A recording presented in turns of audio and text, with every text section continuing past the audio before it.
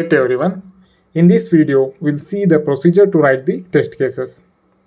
When our customer gives the requirement, the development team will start developing the application. Testing team, they will start understanding the requirement, which means they will do the thorough system study.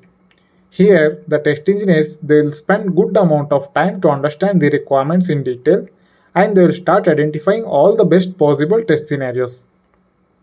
Then they will start writing the test cases by applying the test case design technique and also using the standard test case template.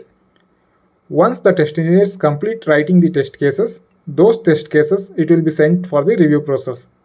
Here the colleagues or the senior test engineers, they will review the test cases, and if there is any mistake in the test cases, they will give the review comments. Once the review test cases are received along with the review comments, then the test engineers, they will need to fix those test cases with the review comments. And then finally those test cases, it will be sent for approval process. Here the test lead, he will approve the test cases, and then he will store those approved test cases in the test case repository. In this repository means the company, they will be having the separate storage facility. In this all the data will be stored, all the project details and other test cases and all the data related to the company, it will be stored. Even though your laptop or computer, if it crashes, then again you can fetch the data from this repository. Once the test cases are approved by the test lead, he will send an approval email to the test engineer saying that all the test cases are fine and he can start executing the test cases. Next we will see test case review template.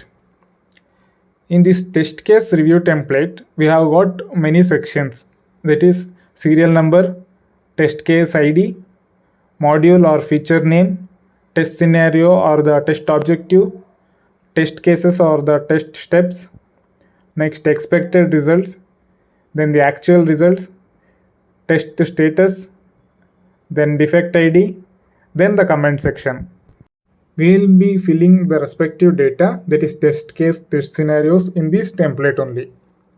In serial number we will be filling serial number, then in test case ID we will be filling the ID, then in module or feature we will be writing which feature which we are testing now, then in the test scenario we will be writing the test scenario, then in the test case column we will be writing all the test cases, then in the expected result we will be writing the expected result for the positive outcome.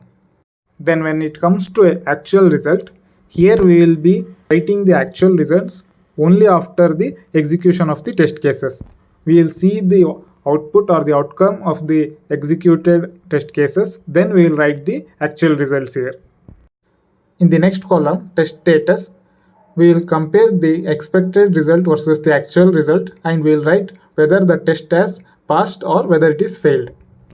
Once the test execution is completed, if we have any of the defects, then we will go to the Jira tool and we will create an issue there. After we create an issue, we will get an ID. This ID we will record it in the test case review template, that is under the defect ID. Thank you for watching our video. Please do not forget to subscribe to our channel so that you do not miss any of our video or updates. Thank you.